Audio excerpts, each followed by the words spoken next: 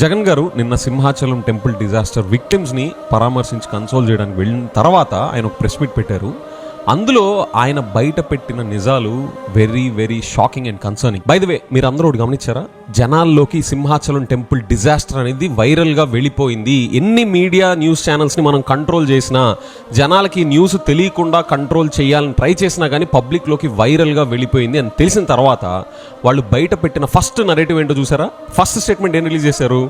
ఎవరి హయాంలో కట్టారో ఆ గోడ తెలియాలి అని చెప్పేసి ఫస్ట్ అన్నారు. ఇది ఏ టైంలో కన్స్ట్రక్ట్ జరిగింది, ఏ స్కీమ్ లో కన్స్ట్రక్ట్ జరిగింది, ఎవరు కాంట్రాక్టర్, ఎవ్రీథింగ్ మేము ఇందులో ఎంక్వైరీ చేస్తాం. దాని తర్వాత అది పనిచేయట్లేదని, గోడ అనేది పిల్లర్లతో కట్టారో, సిమెంట్తో కట్టారో, బ్రిక్స్తో కట్టారో అని మాకు ఎలా తెలుస్తుంది అంట. చూసారా గిమిక్స్? నేను ప్రికాషన్స్ విషయంలో ఒక 2 days బ్యాక్ 3 days బ్యాక్ అంటే ఈ క్యూ లైన్లు మొత్తం ఆ క్యూ లైన్లు అన్ని మేము చెక్ చేసుకోవడం జరిగింది. ఇది అన్ఫార్చునేట్ థింగ్. అక్కడ గోడ ఉంది. ఆ గోడ పిల్లర్ తో కట్టాడా, సిమెంట్ తో కట్టాడా, బ్రిక్ తో కట్టాడా అన్నది ఎవరు కూడా మేము చూసుకోవడానికి మనమంతా ఆ గోడ 20 days బ్యాక్ కట్టిన గోడ అని చెప్పేసి అనుకున్నాం కదా నిన్నటి దాకా వచ్చిన న్యూస్ చూసి. కానీ జగన్ గారు బయట పెట్టింది ఏంటో తెలుసా? ఎన్ని రోజుల క్రితం కన్స్ట్రక్షన్ స్టార్ట్ చేశారు, ఎన్ని రోజుల ముందు ఈ సింహాచలం టెంపుల్కి సంబంధించిన one of the most prominent events అయిన ఈ చందనోత్సవానికి ఆ రోజుకి ఎన్ని రోజుల ముందు ఆ గోడ కన్స్ట్రక్షన్ అయిందో స్వయం ఆయన చెప్తున్నారు. 6 రోజుల కిందట గోడ కట్టడం మొదలు పెట్టారు. 2 రోజుల కిందట గోడ పూర్తి చేశారు. 20 మీటర్ల పొడుగు గోడ, 20 మీటర్లు అంటే దాదాపుగా 70 అడుగులు, దాదాపుగా 70 అడుగులు గోడ పొడుగు, 10 అడుగులు ఎత్తు కట్టిన ఈ గోడలో 4 రోజుల్లో ఈ గోడ కట్టారు. అసలు అంత భక్తులు తాకిడి ఉండే గోడ జస్ట్ 2 days బ్యాకే రెడీ అయితే అసలు దానికి ఆ బలం ఉంటుందా? ఇదేనా 5 మంత్రులు గతంలో ఎప్పుడూ లేనంతగా జరిపిన సమీక్ష?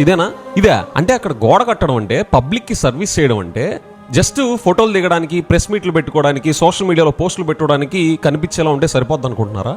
అంత పొడుగున్న గోడ, దానికి కాలమ్స్ లేకుండా గోడను కట్టేశారంట.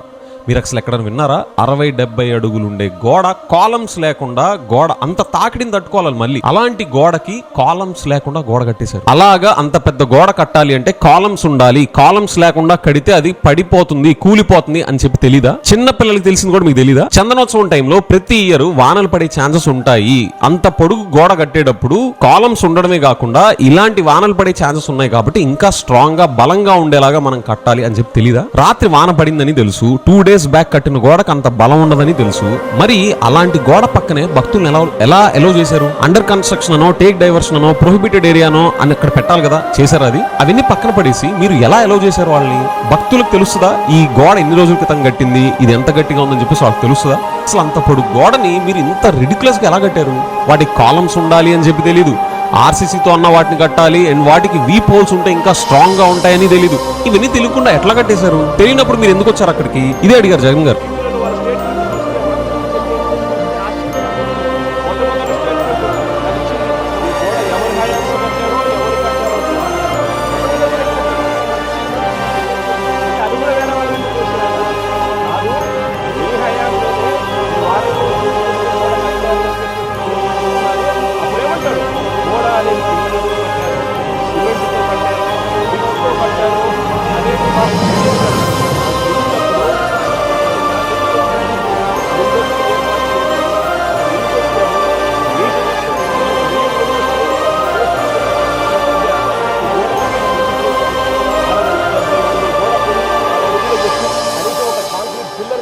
గోడ ఏ రకంగా కట్టనిచ్చినారు?